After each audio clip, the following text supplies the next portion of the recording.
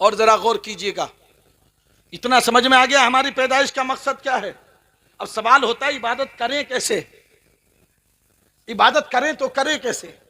इसको भी मैं प्रैक्टिकल के तौर पर समझा दूं, थोड़ा कुछ लेकर जाओ। आज ये मोबाइल है, आपके जब किसी दुकान पर मोबाइल खरीदने के लिए जाते हो ना, जो पढ़े लिखे लोग हैं वो जानते होंगे कि इस मोबाइल के साथ एक बुक मिलती है, किताब मिलती है, जिस पर इस मोबाइल के नियम लिखे होते हैं, उसूल लिखे होते हैं, हिदायत लिखी होती है कि अगर इस मोबाइल को इसके लिखे हुए उसूल और नियम के मुताबिक इस्तेमाल करोगे, इसकी हिदायत के मुताबिक इस्तेमाल करोगे, ये मोबाइल बेहतरीन काम करेगा। ए मेरे बंदो, कुर्बान जाओ अल्लाह की ज़ात पर। अल्लाह ने अपनी बंदगी के लिए पैदा तो किया है, मगर अब सवाल पैदा होता कि हम बंदगी करें कैसे, इबादत करें कैसे, उसकी बारगाह में झुके कैसे, उसकी बारगाह में सजदा कैसे करे। उसके लिए अल्लाह ने कानून और नियम की शक्ल में कुरान जैसी किताब हमें अता फरमा दी और फरमाया मेरे बंदो, कुरान पढ़ते जाना, कुरान समझते जाना, इसको देखकर पढ़ते जाना, समझते जाना, और इसमें जो अल्लाह की इबादत का तरीका बताया है उसके मुताबिक तुम इबादत करते जाना। आरिफ बिल्ला हुजूर अशाह इब्राहिम मियां अली रहमा के उर्स पाक के मौके पर यह मुबारक बज़्म सजाई गई है। उनके उर्स के मुबारक मौके पर दुआ करें अल्लाह ताला हम सबको अपने महबूबीन बंदों के फैज़ान से माला माल फरमाए। अभी आप हजरात बहुत अच्छे कलाम शायर हिंदुस्तान, शायर इस्लाम जनाब हसन नौशाही साहब से समाअत कर रहे थे, लेकिन मैं देख रहा था आप हजरात बड़ी खामोशी के साथ ऐसे बैठे हुए हैं कि जैसे आए नहीं हो बल्कि लाके रखे गए हो, है ना। अगर किसी दुनियादार की मोहब्बत में नहीं, अल्लाह के एक वली की मोहब्बत में आए हो तो थोड़ा अपने अंदर जज्बा पैदा कीजिए, ताकि जो आने वाले मेहमान हैं और मेरे बाद में इंशाअल्लाह बहुत जल्द खतीब हिंदुस्तान फसीहुल लिसान साहिरुल बयान हज़रत अल्लामा मुफ्ती इमरान हनफी साहब क़िबला, एक बेहतरीन खतीब और बेहतरीन बयान हमें और आपको हज़रत का सबको समाअत करना है, तो थोड़ा अपने अंदर जज्बा पैदा करें। और जो इधर उधर टहल रहे खड़े हुए हैं, अगर सिर्फ वो किसी और को देखने या दिखाने के लिए आए हैं तो मसला अलग है, लेकिन अगर किसी अल्लाह के वली की मोहब्बत में आए हैं तो फिर उनका काम वहां नहीं है, यहां है ना। और अगर किसी और को दिखाने के लिए या देखने आए तो फिर मसला उनके ऊपर है, लेकिन यहां जितने बैठे हम किसी दुनियादार की मोहब्बत में नहीं, अल्लाह के एक वली की मोहब्बत में बैठे हुए हैं, है ना। तो थोड़े अपने अंदर जज्बा पैदा कीजिएगा। एक शेर में पेश कर रहा हूं और यहीं से देखना है कि आप हजरात कितना सुनना चाहते हैं। लौट कर मगरिब से सूरज फिर खड़ा हो जाएगा। जरा जी लगाकर बोलिए सुभान अल्लाह।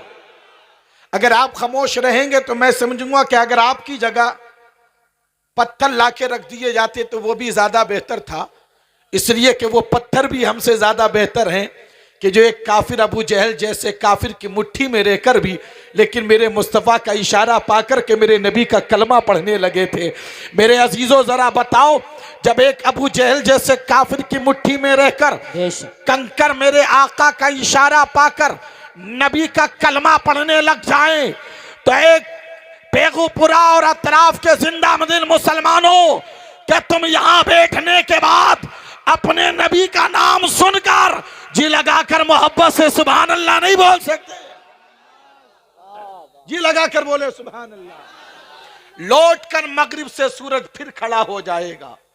ये उलमा बैठे हैं तमाम तर, ये जानते हैं इसमें हुजूर के एक मौजिज़े की तरफ इशारा है।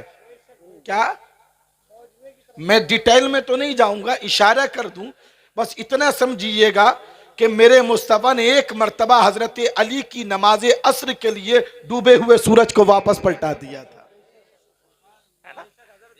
क्या हो गया था? मगरिब का वक्त हो गया, लेकिन मेरे मुस्तफ़ा ने फरमाया असर हो जा, मेरे आका फरमा दे हो जा, तो फिर जोर से बोले यार, तुम उसी इतने पावरफुल नबी का कलमा पढ़ने वाले हो कि अगर वो इशारा फरमा दे तो डूबा हुआ सूरज भी वापस पलट आता है। अब इसी जज्बे के साथ शेर सुनिएगा। लौट कर मगरिब से सूरज फिर खड़ा हो जाएगा, लौट कर मगरिब से सूरज फिर खड़ा हो जाएगा।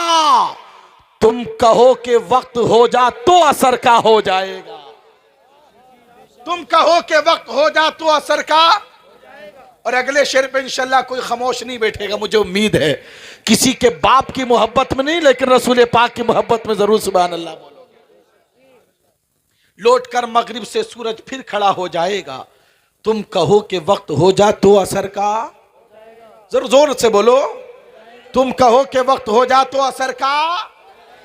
और कौन जन्नत जाएगा, कौन दोज़ख जाएगा, कौन जन्नत जाएगा, कौन दोज़ख जाएगा। इसी मसले में कुछ लोग उलझे हुए हैं कि साहब ये जन्नती है, ये जन्नती है, हम जन्नती हैं, फला दोज़खी है, एक दूसरे के इसी चीज में उलझे हुए हैं। लेकिन आखिर जन्नत में जाएगा कौन? जब ये पूरा शेर सुनोगे जवाब मिल जाएगा। और अगर जवाब अच्छा लगे ना शेर में, तो बस आपके सुभान अल्लाह की आवाज मुश्तलक आनी चाहिए। लौट कर मगरिब से सूरज फिर खड़ा हो जाएगा, तुम कहो कि वक्त हो जा तो असर का, तुम कहो कि वक्त हो जा तो असर का हो जाएगा।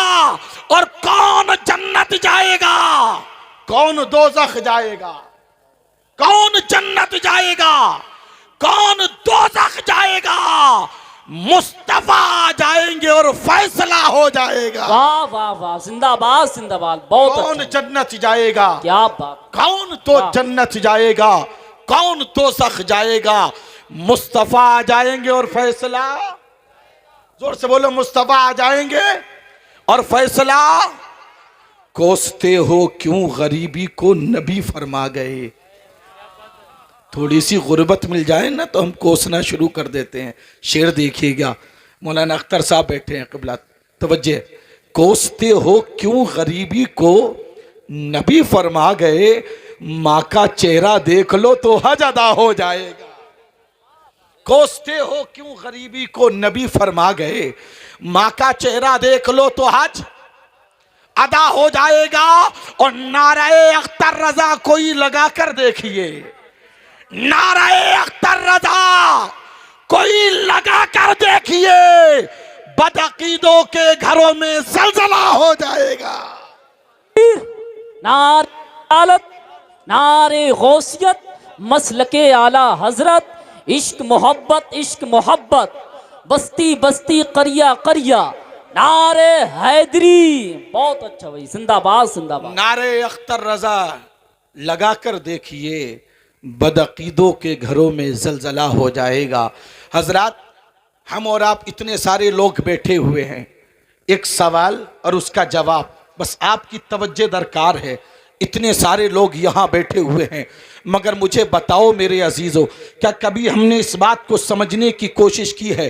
क्या कभी इस बात पर हमने गौर किया है कि आखिर हम दुनिया में जो आए हैं, हमें जो दुनिया में पैदा किया गया है, रब ने हमें इस दुनिया के अंदर जो भेजा है, आखिर हमारा मकसद तख्लीक क्या है, हमारी पैदाइश का मकसद क्या है, हमारे दुनिया में आने का सबब क्या है? प्यारे, आप भी जानते हो, अगर इंसान अपने हाथों से कोई चीज़ बनाता है तो वह मकसद से खाली नहीं होती है, बेमाना नहीं होती है, कोई ना कोई मकसद उसके पीछे छुपा होता है।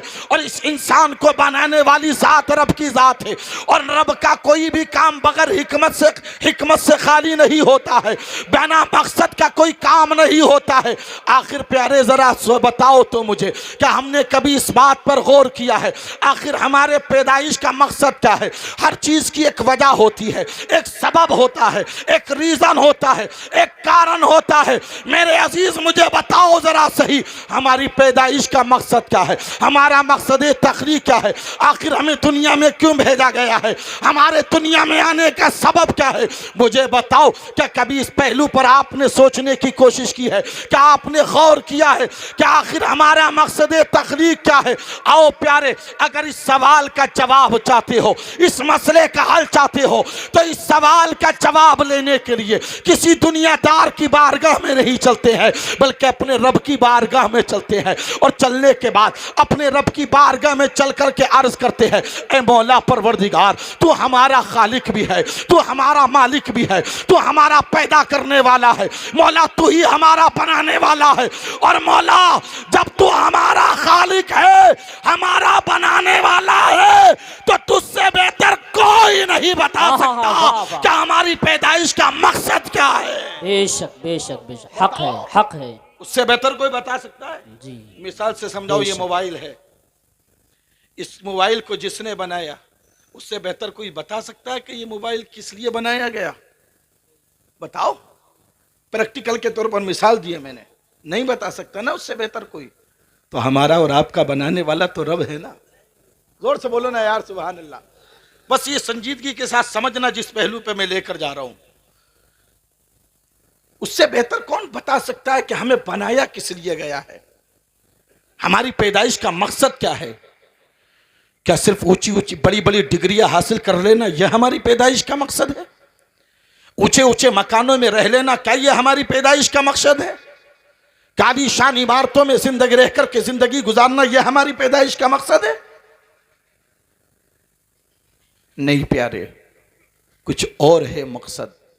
अब इस मकसद को समझना चाहते हो ना, तो उसके पास चलते हैं जिसने हमें बनाया है।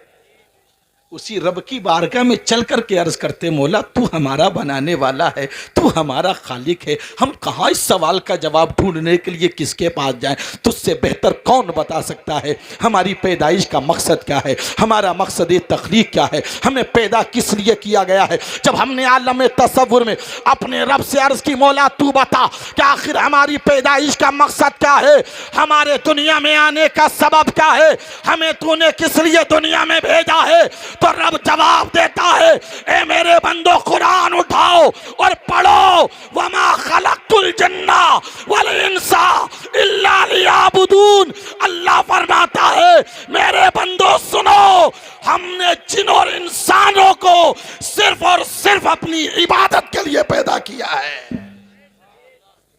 किस लिए पैदा किया अल्लाह ने? जोर से बोले यार, इतना अपना मकसद तो समझ लो ना, किस लिए पैदा किए गए हो? सिर्फ एक ही मकसद है, और वो मकसद है अल्लाह की। जोर से बोलो, या करते नहीं हो तो इसलिए बोल भी नहीं रहे हो, है ना? हमारी पैदाइश का मकसद सिर्फ और सिर्फ एक है, और वो है अल्लाह की, जोर से और जोर से, इबादत करना, अल्लाह की बंदगी करना। जिस मकसद के लिए हमें बनाया गया है, आज हम उस मकसद को छोड़ते चले जा रहे हैं। कितने हैं जो उस मकसद को पूरा कर रहे हैं जिस मकसद के लिए अल्लाह ने हमें बनाया? गौर तो करो यार। अल्लाह ने फरमाया, मेरे बंदो तुम्हारी पैदाइश का मकसद सिर्फ और सिर्फ एक ही है, अल्लाह की इबादत करना। और जिन अल्लाह वालों से हम मोहब्बत करते हो, जिस अल्लाह के वली की महफिल में आप बैठे हो, वलियों की जिंदगी पढ़कर देखो, इनकी जिंदगियों से सबक ही ये मिलता है हमें कि इन्होंने पूरी जिंदगी अल्लाह के मकसद में कामयाब होकर के गुजारी है। और वह मकसद में कामयाब होकर जो गुजारी वो ये है, इन्होंने अपनी पूरी जिंदगी अल्लाह की इबादत करने में लगा दी है। आपने तो सुना होगा ना, हम फजर में सोते होते हैं, कहाँ पैगो पड़ा, कहाँ कीरा, तकरीबन 3-3.5 किलोमीटर के करीब का फासला होगा, यहाँ रहते, यहाँ से किरा फजर की नमाज पढ़ाने जाते, पैदल का ज़माना था। सोचो तो इन्होंने पैगाम दिया है, ए अल्लाह के बंदो, अल्लाह ने जो हमें पैदा किया है, हमारी पैदाइश का मकसद सिर्फ और सिर्फ एक है, अल्लाह की इबादत करना। और इन अल्लाह के बंदों ने अल्लाह की इबादत करके अपनी जिंदगी गुजार कर बता दिया कि तुम्हें किसी दुनियादार के काम के लिए नहीं, बल्कि परवरदिगार की इबादत के लिए बनाया गया है। और जरा गौर कीजिएगा, इतना समझ में आ गया हमारी पैदाइश का मकसद क्या है। अब सवाल होता है, इबादत करें कैसे? इबादत करें तो करें कैसे? इसको भी मैं प्रैक्टिकल के तौर पर समझा दूं, थोड़ा कुछ लेकर जाओ। आज ये मोबाइल है, आपके जब किसी दुकान पर मोबाइल खरीदने के लिए जाते हो ना, जो पढ़े लिखे लोग हैं वो जानते होंगे कि इस मोबाइल के साथ एक बुक मिलती है, किताब मिलती है, जिस पर इस मोबाइल के नियम लिखे होते हैं, उसूल लिखे होते हैं, हिदायत लिखी होती है कि अगर इस मोबाइल को इसके लिखे हुए उसूल और नियम के मुताबिक इस्तेमाल करोगे, इसकी हिदायत के मुताबिक इस्तेमाल करोगे, ये मोबाइल बेहतरीन काम करेगा। ए मेरे बंदो, कुर्बान जाओ अल्लाह की ज़ात पर। अल्लाह ने अपनी बंदगी के लिए पैदा तो किया है, मगर अब सवाल पैदा होता कि हम बंदगी करें कैसे, इबादत करें कैसे, उसकी बारगाह में झुके कैसे, उसकी बारगाह में सजदा कैसे करें। उसके लिए अल्लाह ने कानून और नियम की शक्ल में कुरान जैसी किताब हमें अता फरमा दी और फरमाया मेरे बंदो, कुरान पढ़ते जाना, कुरान समझते जाना, इसको देखकर पढ़ते जाना, समझते जाना, और इसमें जो अल्लाह की इबादत का तरीका बताया है उसके मुताबिक तुम इबादत करते जाना। बेशक, और जब इस बेशक, हक कुरान है। के नियम, उसूल और जिंदाबाद। कानून के मुताबिक तुम इबादत करोगे ना, इसको सामने रख करके तुम अल्लाह की इबादत करोगे, तो सुनो सुनो, फिर तुम्हारी जिंदगी भी संवर जाएगी, तुम्हारी कब्र भी संवर जाएगी और तुम्हारी आखिरत भी संवर जाएगी। लेकिन आज हम अपना मकसद भूल गए। प्यारे, अगर तुमने अपना मकसद भुला दिया, अपनी पैदाइश का मकसद भुला दिया, और पैदाइश का मकसद भुला करके जिस काम के लिए पैदा, नारे तकबीर,